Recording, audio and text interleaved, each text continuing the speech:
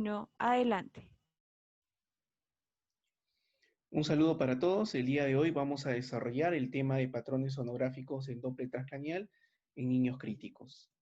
En este estudio de ecografía Doppler transcranial durante enfermedades críticas en niños, encuesta de prácticas en centros de atención neurocrítica pediátrica, realizaron una encuesta en 43 hospitales, 31 en Estados Unidos y 21, en 12 internacionales, vía correo electrónico sobre el uso del Doppler transcranial y las prácticas de manejo clínico. Se concluyó al menos que 27 centros utilizaban el Doppler transcranial y de estos 27 centros solamente el 30% tenían protocolos para Doppler transcranial en pacientes críticos pediátricos. Algo más importante en el estudio, se encontró que el diagnóstico más común fue diagnosticado por sonografía, fue la hipertensión intracraniana, principalmente subaranoidea. En este estudio, donde participa Marek Sosnica, se concluye que el monitoreo de la presión de perfusión cerebral estimada mediante Doppler puede ser un método factible para la evaluación de la presión de perfusión cerebral en el paciente pediátrico. En este artículo del 2020, un grupo multidisciplinario de expertos realiza un consenso utilizando el método DELPI en tres rondas y nos dejan 34 recomendaciones en la práctica del Doppler transcranial en los pacientes críticos. De estas recomendaciones, aquí están las 34 recomendaciones, de estas recomendaciones las más saltantes son las siguientes. El vaso que insonamos siempre debe ser identificado mediante la dirección de flujo, la velocidad de flujo y la profundidad de la insonación. La ventana transorbitaria debe utilizarse para la evaluación de la arteria oftálmica. La potencia debe reducirse al mínimo permisible, que puede ser un 10%. La ventana submandibular debe servir para evaluar a la arteria carótida interna extracraneal y distal.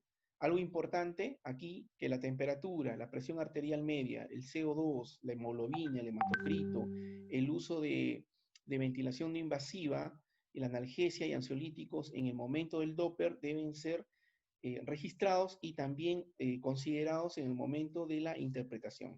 La presión intracraniana y la PPC también deben de incluirse, y para diagnosticar un flujo anormal se debe utilizar la velocidad media de flujo o dos desviaciones estándar del valor normal de la edad y el sexo, según la edad y el sexo. Algo importante es que no se ha validado ni el índice de Lindergaard ni el de Soltier, pero sí recomiendan que debemos utilizarlo porque nos puede servir para valorar la tendencia. La validación por imágenes de los hallazgos que tenemos en el Doppler deben considerarse seriamente dependiendo de la indicación clínica para el examen de Doppler. Las personas que realicen y que interpreten Doppler transcranial tienen que estar previamente acreditadas por su institución. Es obligatorio informar cuando realicemos el Doppler la profundidad de la medición en milímetros, la velocidad sistólica pico, la velocidad diastólica final, la velocidad media, el índice de pulsatilidad por cada arteria insonada.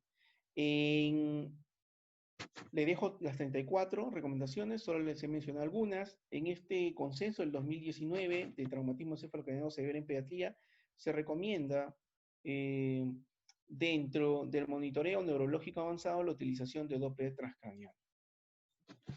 A continuación tenemos nuestro equipo de Doppler transcranial.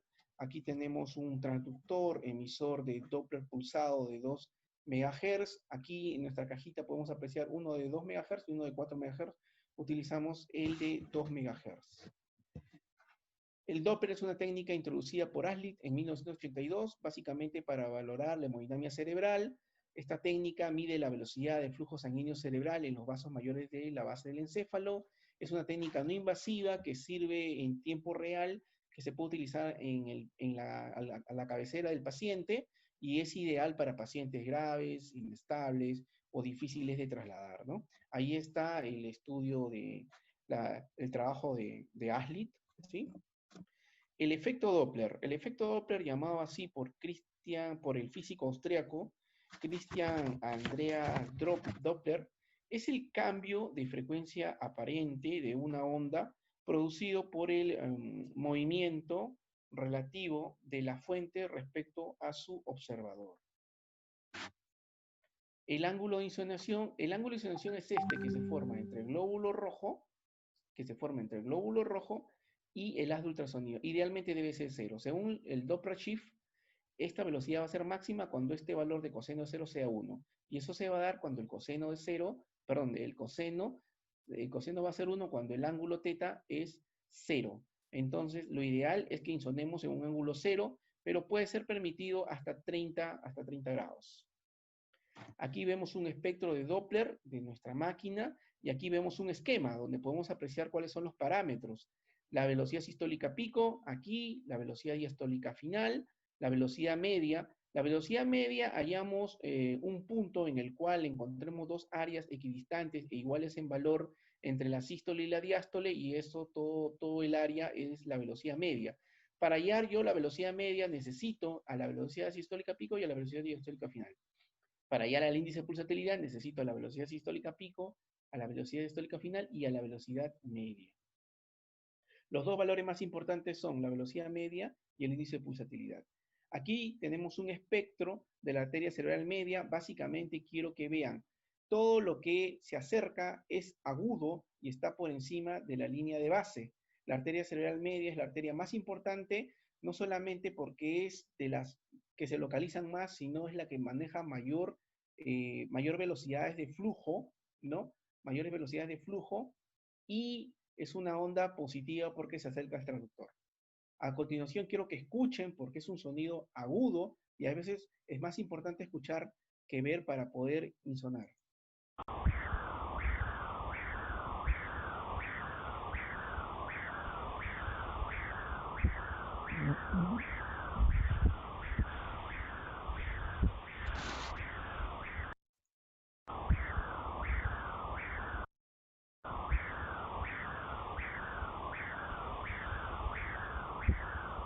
Esta línea amarilla es una interferencia. ¿Por qué? Porque este paciente estaba siendo insonado, cuando estaba siendo insonado estaba en ventilador mecánico. A continuación, otra arteria cerebral media, pero aquí lo llamativo, o se lo pongo, es para que vean cómo aparece la envolvente, ¿no? La envolvente debe ser uniforme y todo lo que esté por debajo del área envolvente es lo que va a ser medido por nuestra máquina, ¿sí? Existen ondas positivas y ondas negativas. Las ondas positivas son aquellas que se van a acercar al transductor. Esta es una arteria cerebral media, es una onda positiva, está por encima de la línea de base. Esta es una arteria basilar, se aleja del transductor, es una onda negativa, se aleja, está por debajo de la línea de base. Muy bien, existen cuatro ventanas. Las otras dos son la fontanela y las quirúrgicas. De las 4 ventanas, la más importante es la transtemporal, ¿no? Por encima del arco cigomático, por delante del trago y por detrás de la comisura lateral del ojo, ¿sí?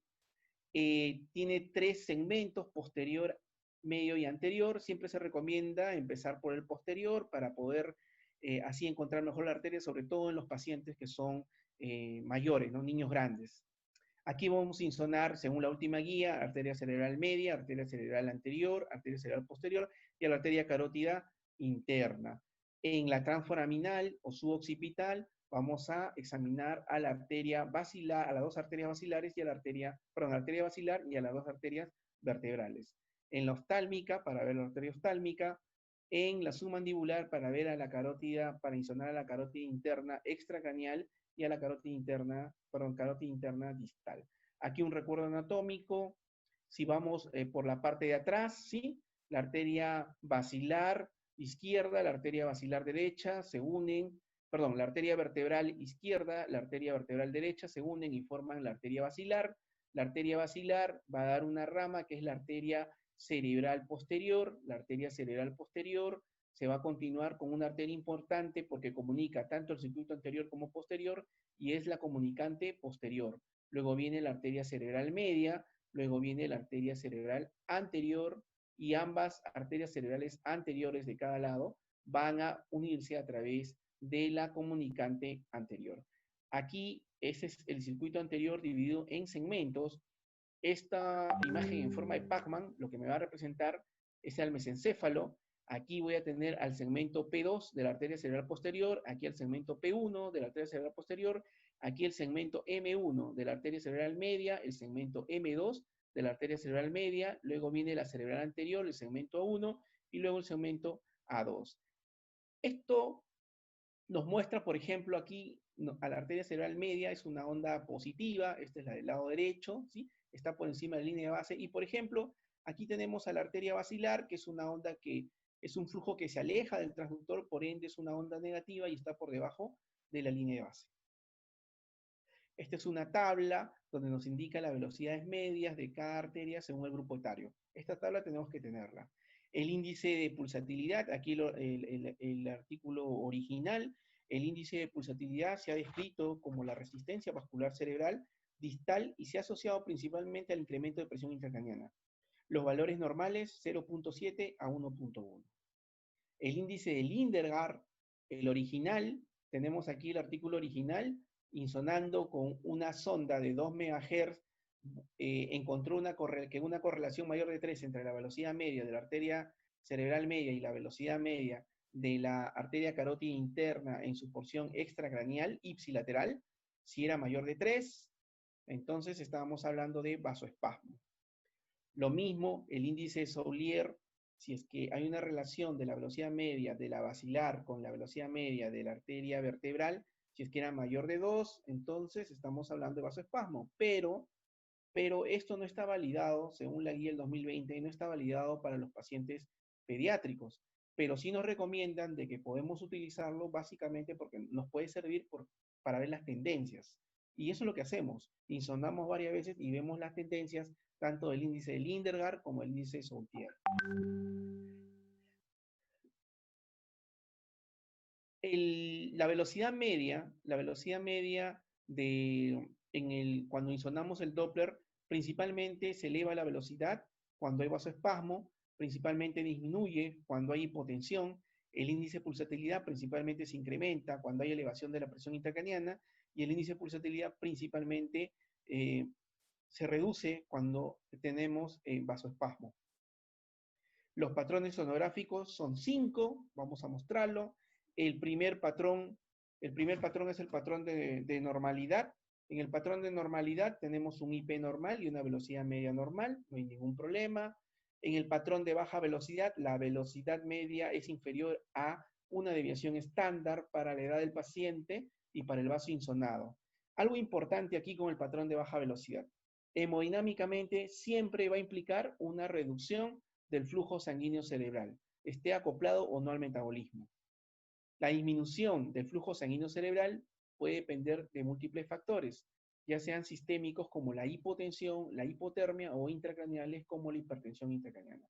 Aquí, por ejemplo, observamos este espectro donde de la cerebral media, y tiene una velocidad media de 37, o sea, disminuida, tiene un patrón de baja velocidad.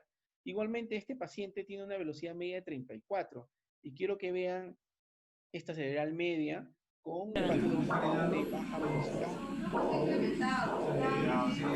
Fíjense la velocidad media es esta de aquí, 32, 35, vamos a ver, perdió la señal, ahora la vamos a coger, vamos a insonar mejor.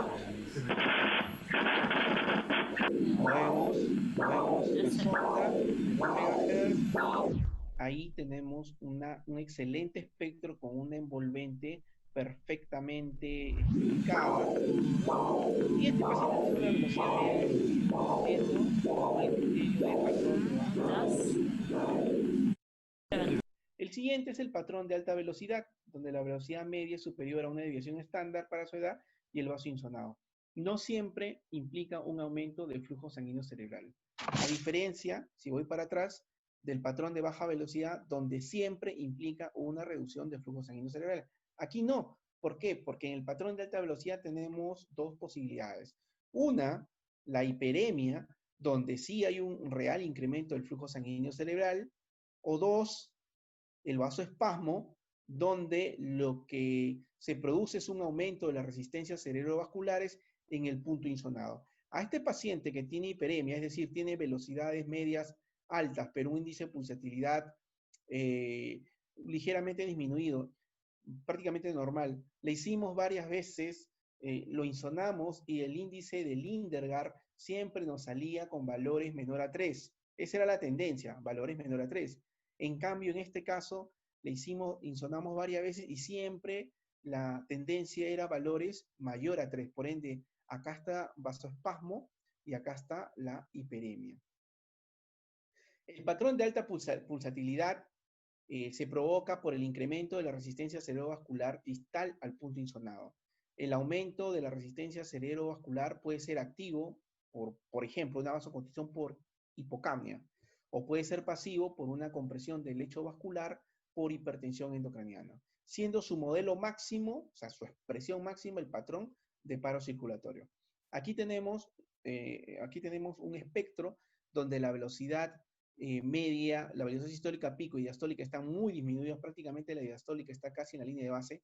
Hay una disociación sistodiastólica, la velocidad media está disminuida y el índice de pulsatilidad está elevado. Tiene un patrón de alta pulsatilidad porque el IP, el índice de pulsatilidad, está elevado, 2.79.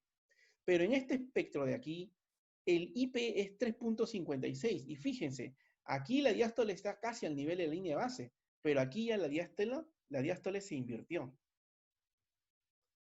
Aquí ejemplos de patrón de alta pulsatilidad en la arteria cerebral media, un IP de 1.31, en la arteria cerebral anterior, fíjense, la arteria cerebral anterior es una onda negativa, se aleja el transductor, ¿no? Y aquí la cerebral posterior, que es una onda positiva, que se acerca al transductor también con un IP alto de 3.75.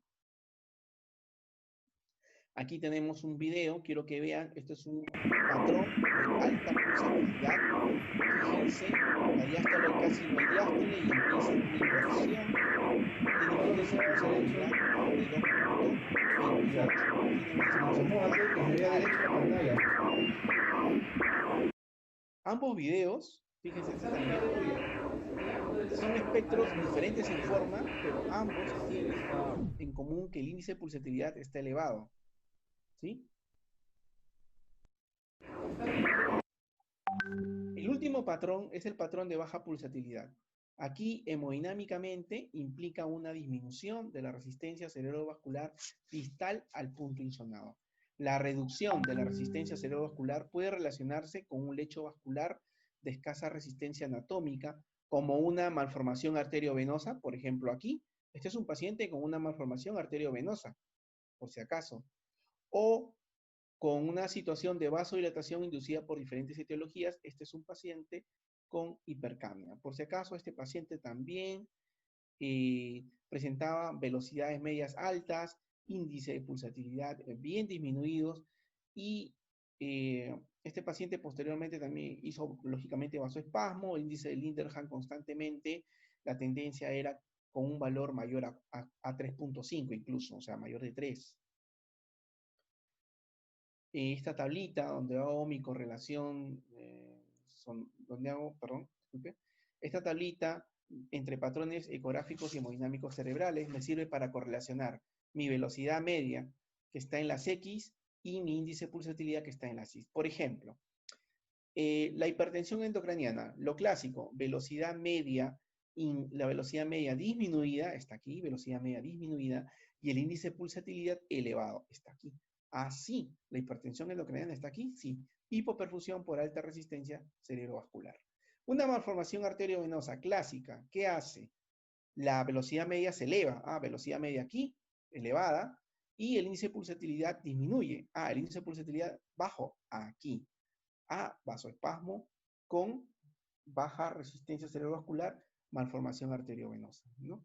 Entonces, por ejemplo, en la hiperemia, en la hiperemia tengo una velocidad media alta, aquí, velocidad media alta, y un índice de pulsatilidad normal, aquí. Entonces, esto se coincide aquí, o sea, una hiperperfusión compensadora o no. Entonces, esa hiperperfusión es la hiperemia. Y así vamos encontrando todos nuestros patrones. Es fácil, sencillo, nos ayuda mucho, es didáctico.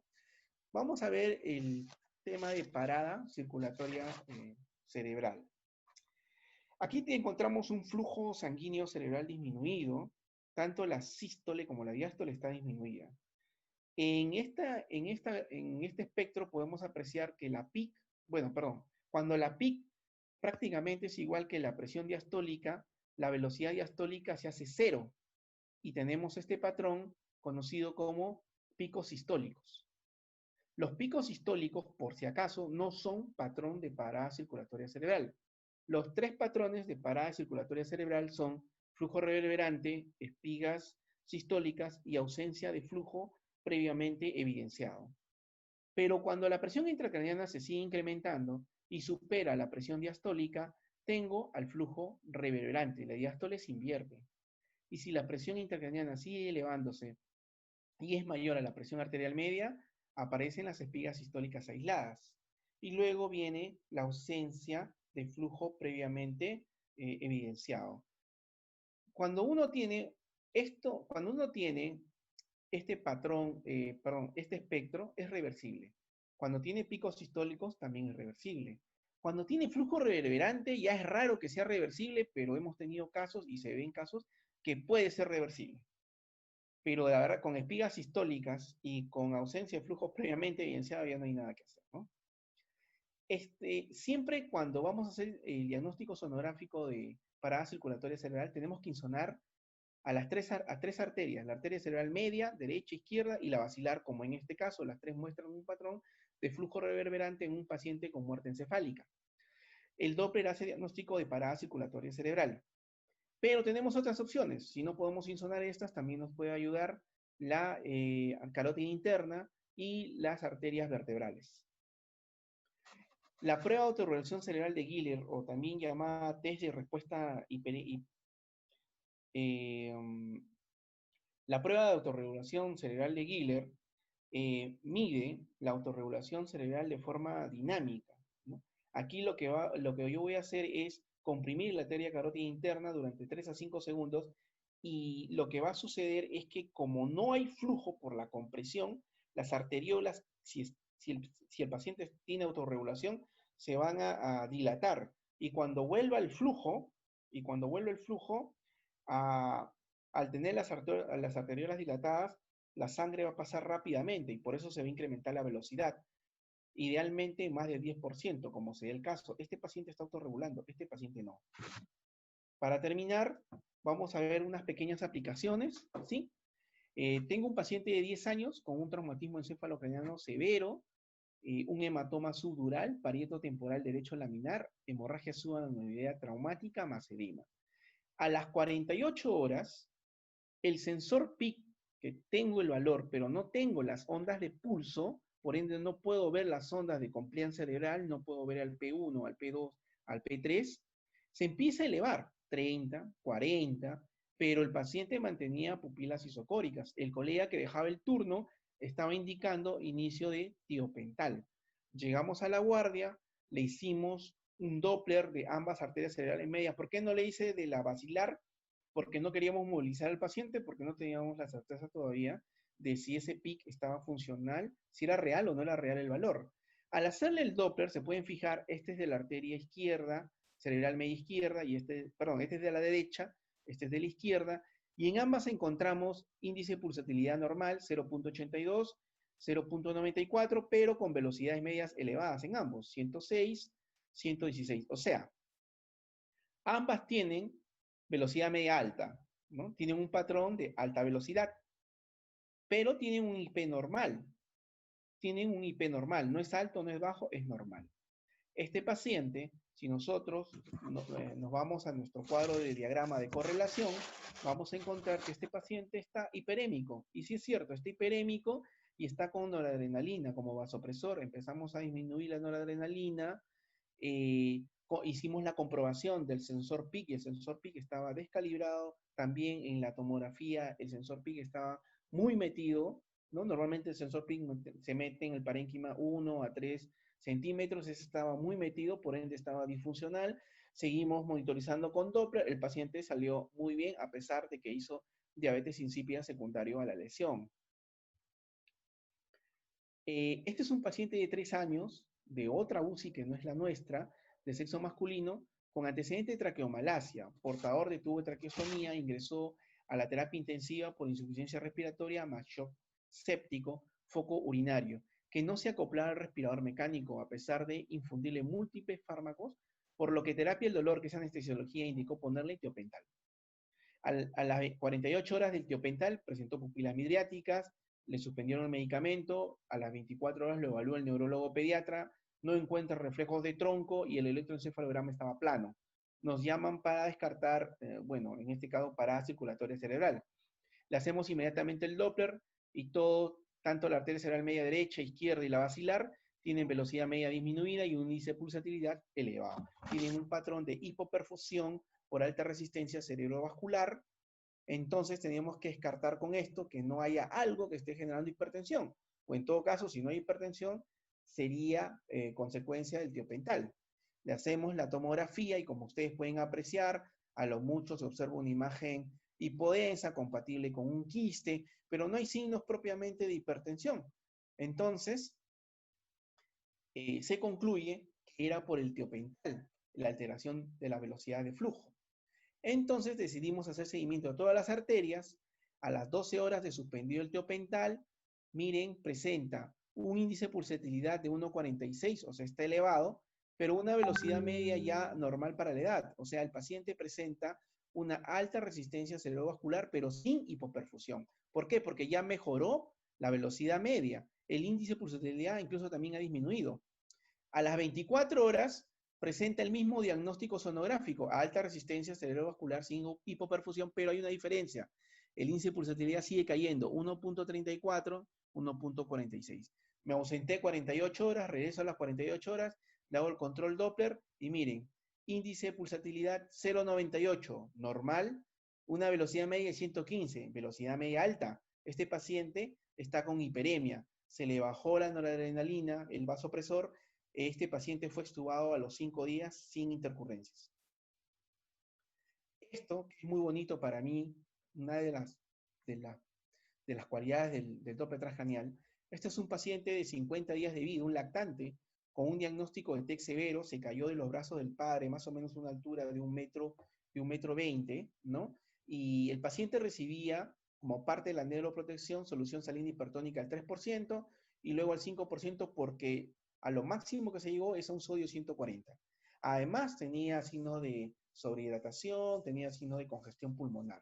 Entonces, le hicimos el Doppler al ingresar el turno y miren, índice de pulsatilidad alto, velocidad media baja. Hipoperfusión por alta resistencia cerebrovascular.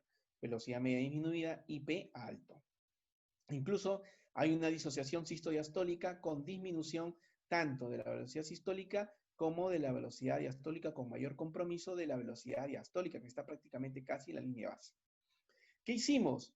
Es un paciente de 50 días de vida, queremos seguir dando neuroprotección, vemos que no ha mejorado el Doppler con la hipertónica, iniciamos manitol. Le iniciamos manitol, este es el control de las 2 horas, ¿no? Y vemos que la velocidad media subió y que el índice de pulsatilidad disminuyó.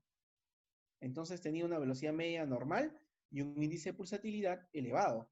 Entonces este paciente tenía amortiguación de la hipertensión endocraniana, con velocidad media normal, 50 para su edad, y con un IP alto, 1,78. Hay un incremento tanto de la velocidad sistólica pico como la velocidad diastólica final con disminución del índice de pulsatilidad. A continuación, el último caso, es un caso pequeño, de un paciente de 6 años con un traumatismo encefalocraniano severo, se cayó de un árbol, viene de Piura el paciente, que es una zona cercana al Ecuador, donde le realizaron allá en Piura una cranectomía descompresiva del lado izquierdo, y después de 48 horas de realizar la cranectomía, viene a nuestra unidad de cuidados intensivos neuroquirúrgicos, pero con una anisocoria de 2 a 4 milímetros, ¿no? En la tomografía se evidencia hipodensidad, tanto en el lado derecho como en el lado izquierdo. Actualmente, cuando yo lo vi, estaba en el 4.º día de evolución, las pupilas se mantenían isocóricas, la presión intracraniana nunca pasó de 20 según el monitor, pero no tenía tampoco, en este caso, ondas de pulso para yo poder valorar la compliance cerebral. Entonces, cuando ingresamos, recuerden que la cranectomía es del lado izquierdo, insonamos y en el lado izquierdo hay hiperemia, que es esperable porque se hizo la cranectomía. Y en el lado derecho, donde ven esa zona hipodensa, ¿no? Donde hay compromiso parenquimal, encontramos una velocidad media disminuida y un índice de pulsatilidad normal, o sea, un paciente con un diagnóstico de hipoperfusión acoplada a demanda. Entonces tenemos por un lado de la craniectomía, el izquierdo, un paciente con hiperemia, y por el otro lado, en el lado derecho, donde no se hizo la craniectomía, tenemos un paciente con hipoperfusión acoplada a demanda. ¿Qué hicimos? Aumentamos el vasopresor, la noradrenalina, y al final, ¿qué obtuvimos? Esto es lo que obtuvimos al final. Un espectro Doppler normal del lado derecho donde no se hizo la craniectomía y mantenía todavía la hiperemia que era esperable en la zona de la craniectomía, o sea, en la zona izquierda. Muchas gracias por la invitación. Que Dios nos bendiga.